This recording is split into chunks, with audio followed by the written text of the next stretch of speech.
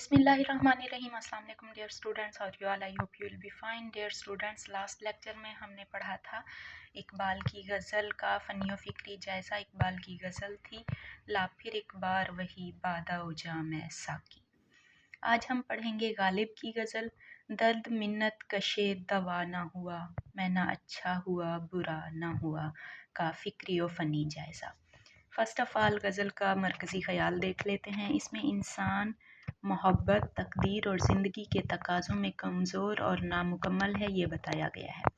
लेकिन इसी कमज़ोरी में इंसानी तजर्बा, दर्द और जमालियात की गहराई भी छुपी हुई है। अब गज़ल का फ़िक्री जायज़ा है हमारे पास। ये गज़ल उर्दू के मशहूर व मारूफ़ शायर मिर्ज़ा असदुल्ला ख़ान गालिब की तख्लीक है। इसमें उर्दू क्लासिकी शायरी में फ़लसफ़ियाना, रोमानवी और फ़िक्री गहराई मिलती है।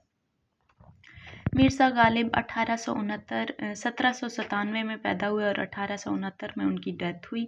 वो उर्दू और फ़ारसी के सबसे बड़े क्लासिकी शायर, फ़लसफ़ी और नस्ल निगार हैं। आगरा में पैदा हुए और दहली में सकूनत इख्तियार की। शुरू में असद तखल्लुस करते थे, गालिब तखल्लुस बाद में किया। उनकी मशहूर तसानीफ़ में दीवान गालिब, ऊद हिंदी, उर्दू मुअल्ला, दस्तंबो, महर नीमरोज़, क़ाते बुरहान, कुलियात नस्र गालिब और क़ादिर नामा शामिल हैं। गालिब की गज़लें इंसानी जज्बात, मोहब्बत, तकदीर और रूहानियत के पेचीदा मौज़ूआत पर मबनी हैं और आम ज़िंदगी के तजर्बात को शेरी हुस्न के साथ उन्होंने फ़लसफ़ियाना अंदाज़ में बयान किया है। ज़ेर बहस गज़ल का तज्ज़िया करने की कोशिश करते हैं। इंसानी कमज़ोरी और अदम तकमील। गालिब इंसानी ज़ात की फ़लसफ़ियाना हकीकत बयान करते हैं कि इंसान कभी मुकम्मल अच्छा या बुरा नहीं होता। वो इंसानी ज़िंदगी में तज़ाद और अदम तकमील की अक्कासी करते हैं। इंसानी आमाल और तजर्बात हमेशा जुज़वी कामयाबी और नाकामी देते हैं और हर इंसान अपनी फ़ितरत में महदूद और गैर कामिल है। गालिब तकदीर के आगे इंसान की बेबसी को भी अयां करते हैं कि इंसान की हर ख्वाहिश पूरी करना उसके बस में नहीं है, बल्कि इंसान की किस्मत का लिखा ही उसका मुकद्दर है और इंसान उसके सामने बेबस है। साथ ही गालिब अपने इश्क के मर्ज़ की भी निशानदही करते हैं, जिससे गालिब को छुटकारा न मिल सका। यहाँ गालिब का रंगे अनानियत भी नज़र आता है जब वो इस बात पर खुशी का इजहार करते हैं कि चलो अच्छा हुआ कि मैं मुकम्मल तौर पर ठीक ना हो सका, वरना मेरी तकलीफ़ को दवाई का एहसानमंद होना पड़ता। बतौर मिसाल शेर देखते हैं। दर्द मिन्नत कशे दवा ना हुआ, मैं ना अच्छा हुआ बुरा ना हुआ। ये इस गज़ल का मतलब ही है। आगे देखें, इश्क और तसव्वुर रश्क। गालिब इश्क को मुकम्मल खुशी या सुकून के तौर पर नहीं देखते, बल्कि हमेशा तज़ाद और पेचीदगी के साथ सामने आता है। मोहब्बत में खुशी और तकलीफ़, लब की मिठास और रकीब की मौजूदगी एक साथ चलती है। इश्क का तजर्बा जज्बाती उलझनों और समाजी या रकीबी रुकावटों के बगैर मुकम्मल नहीं होता। कभी महबूब की तरफ से की गई नाकदरी और रुसवाई का गिला, कभी गालिब का महबूब रकीबों के साथ रहकर गालिब को दुख देता है। अलगर्ज़ गालिब ने मोहब्बत की ख्वारी को तफसील से फ़लसफ़ियाना अंदाज में बयान किया है कि वो रकीब को बुरा भला नहीं कहते, सिर्फ रश्क करते हैं उसकी किस्मत पर। एक शेर देखते हैं। जमा करते हो क्यों रकीबों को, एक तमाशा हुआ गिला न हुआ। गालिब इश्क मजाजी के साथ साथ इश्क हकीकी को भी हम पर अयां करते हैं। बहरहाल इश्क कोई भी हो, गालिब कहते हैं कि दर्द, ज़ख्म, नाकामी और कुर्बानी इसके लाजमी हिस्से हैं। इश्क में इंसान की मुकम्मल मेहनत और जज्बाती सरमायाकारी के बावजूद नतीजा हमेशा यकीनी नहीं होता। मोहब्बत से मिलने वाली तकलीफ़ इंसानी तजर्बे को गहरा और मानाखेज़ बनाती है। शेर देखते हैं। अब इस शेर में इश्क हकीकी की झलक भी मिलती है और इश्क मजाजी की भी। जान दी हुई उसी की थी, हक तो ये है कि हक अदा ना हुआ।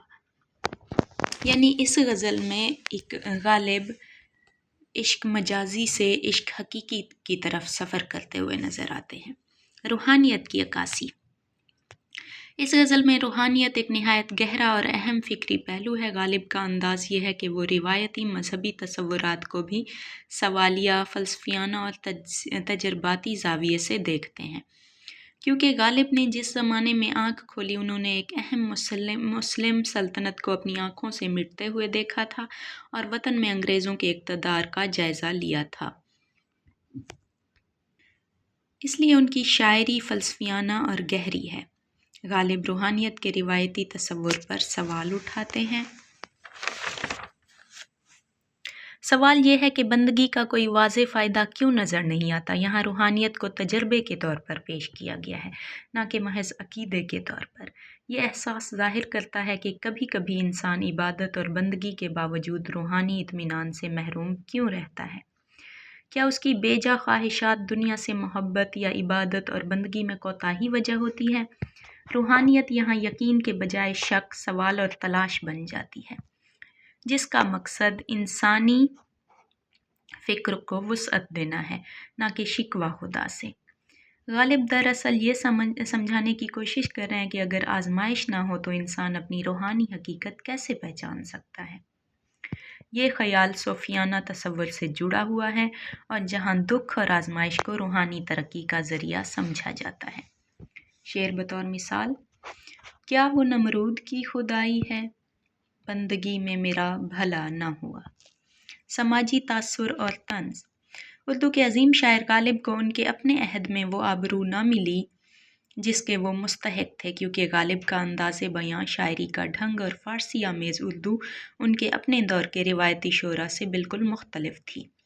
उस वक्त के लोग रिवायती शायरी के आदी थे, इसलिए गालिब के गहरे और फ़लसफ़ियाना कलाम को समझने में नाकाम रहे।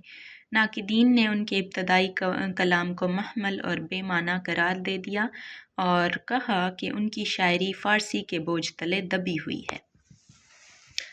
गालिब ने खुद अपनी शायरी की नाकदरी का जिक्र किया। उन्होंने ये भी कहा था कि उनकी कदर उनके मरने के बाद होगी, जो कि सच साबित हुई।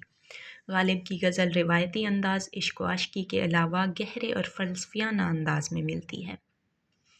उनके हर शेर के कई कई मानी और मफ़हूम किए जा सकते हैं। उनके कलाम में इस कदर फ़िक्री गहराई मिलती है जिसका गालिब खुद भी इजहार करते हैं कि अगर बगौर पढ़ें तो मालूम हो कि गालिब दरअसल लिखता क्या है। कुछ तो पढ़िए कि लोग कहते हैं, आज गालिब गज़ल सरा न हुआ। मौशी बदहाली। गालिब सारी उम्र माली तंगी का शिकार रहे। दिल्ली की तबाही और पेंशन के मसाइल ने उन्हें मौशी तौर पर तोड़ कर रख दिया था। ज़िंदगी के बेशतर हिस्सों में वो परेशान कुन और कर्ज़ों के बोझ तले डूबे रहे। अगरचे वो एक रईस ख़ानदान से ताल्लुक़ रखते थे, लेकिन उनकी शाह खर्ची और आमदनी के महदूद ज़राए ने उन्हें माली तौर पर मुस्तहकम ना होने दिया। ज़ाहिर सी बात है, इंसान को जिन जिन मसाइल और परेशानियों का सामना हो वो उसकी तहरीरों से किसी न किसी सूरत अयां होती है। गालिब ने भी कई जगह अपनी माली हालत का जिक्र अपनी शायरी में किया है, कहीं तंज की सूरत में तो कहीं किस्मत की सूरत में। इस गज़ल में भी वो इस पहलू को नज़रअंदाज न कर सके और इश्क और माली मसाइल का हसीन इम्तजाज कारी के सामने रख दिया। है खबर गरम उनके आने की, आज ही घर में बोरिया ना हुआ। अब इस गज़ल का हम फ़नी जायज़ा देखते हैं कि इसमें फ़न का कमाल क्या है। हय्यत गज़ल, ये एक मुकम्मल रिवायती गज़ल है जिसमें एक मतला और एक मक्ता है। हर शेर अपनी जगह एक मुकम्मल ख़याल रखता है, जो कि गज़ल की बुनियादी फ़नी खसूसियत है। गज़ल में रद्दीफ़, ना हुआ, कवाफ़ी, दवा, बुरा, गिला, भला वगैरह हैं। ये गज़ल बहरे रमल मुसम्मन महज़ूफ़ में कही गई है। ये बहर नरम सोज़ंगेज़ और गनाई कैफ़ियत रखती है। गालिब ने इस बहर में निहायत महारत से अल्फाज को इस्तेमाल किया है, जिससे अशार में तरन्नुम पैदा हुआ है। ज़बान व बयान और उसलूब। ज़ुबान सादा मगर बामानी और तहदार है। बज़ाहिर गज़ल में इश्क को मौजू बनाया गया है, मगर इश्क और फ़लसफ़े का हसीन इम्तज़ाज मिलता है। गज़ल में इश्क के साथ साथ ज़िंदगी की हकीकतों को अयां करने की कोशिश की गई है। फ़ारसी तराकीब, मिन्नतकश, खंजर आज़मा, दिलसितां का खूबसूरत इस्तेमाल किया गया है। الفاظ کی ترتیب خاص انداز سے کی گئی ہے، ایسا لگتا ہے کہ ہر لفظ اپنی جگہ پر مکمل اور فٹ ہے۔ بیان میں اختصار اور جامعیت ہے، کم الفاظ ہیں مگر مفہوم گہرا ہے۔ الفاظ میں اشاریت پائی جاتی ہے، یعنی بات براہ راست نہیں بلکہ اشاروں کنائیوں سے کی گئی ہے۔ داخلی و خارجی کیفیت کو فنی خوبصورتی سے پیش کیا گیا ہے۔ مطلع نہایت پراثر اور غزل کے مرکزی لہجے ناکامی و حسرت کو واضح کرتا ہے۔ مقطع میں خود احتسابی کا خوبصورت انداز ملتا ہے۔ صنعتوں کا استعمال: غزل میں علم البیان اور علم البدیع کی مختلف صنعتوں کو استعمال کر کے کلام میں شیرینی و لطافت پیدا کی گئی ہے کہ جو بھی پہلا شعر پڑھے وہ پوری غزل کو پڑھنے پر مجبور ہو جائے، ایسا سحر پیدا کیا گیا ہے۔ مندرجہ ذیل صنعتیں استعمال کر کے کلام کو مزید موزوں بنایا گیا ہے۔ صنعت تضاد کا استعمال کر کے معنی کو وسعت دی گئی ہے، مثلاً اچھا برا، زخم دب گیا، لہو نہ تھما۔ صنعت تلمیح کا استعمال، یعنی کہ نمرود کا ذکر کر کے ایک مکمل تاریخی و مذہبی حوالے کی یاد تازہ کی گئی ہے، یہ شعر میں معنوی وسعت پیدا کرتی ہے۔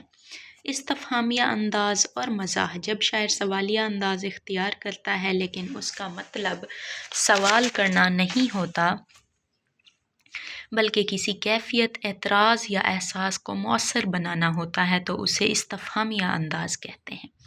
غالب نے اپنی اس غزل میں سوالیہ انداز اختیار کیا ہے، جیسے جمع کرتے ہو کیوں رقیبوں کو۔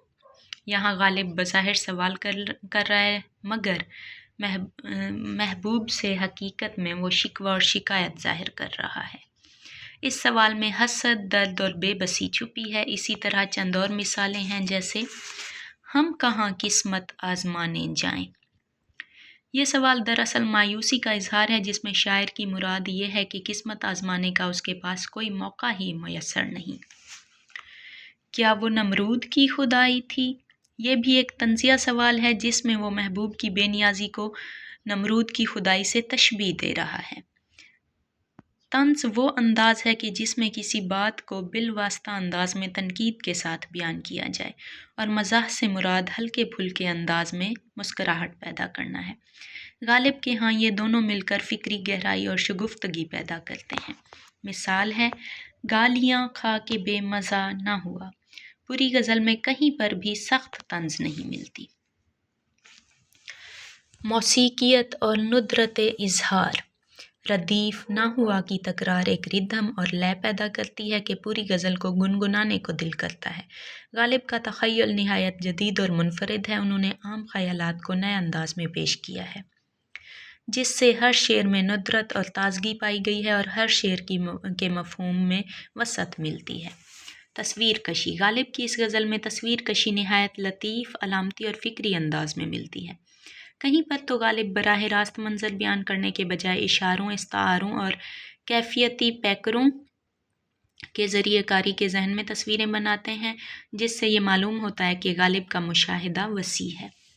جیسے زخم گر دب گیا، لہو نہ تھما، کام گر رک گیا، روا نہ ہوا۔ زخم، لہو، خون کا نہ رکنا اور تکلیف کی شدت کے الفاظ کے ذریعے غالب نے جسمانی اذیت کا واضح منظر پیش کیا ہے۔ یہ شدید اور متحرک تصویر کشی ہے مگر اس میں بھی فکری گہرائی ملتی ہے۔ یہ غالب کی غزل کا فکری و فنی جائزہ تھا۔ نیکسٹ لیکچر میں انشاءاللہ ہم پڑھیں گے غالب کی غزل یہ نہ تھی ہماری قسمت کے وصال یار ہوتا کا فکری و فنی جائزہ پڑھیں گے انشاءاللہ۔ اگر میرے ان نوٹ سے آپ کو ذرا سا بھی فائدہ ہو تو مجھے اپنی دعاؤں میں یاد رکھیے گا۔ ٹیک کیئر، اللہ حافظ۔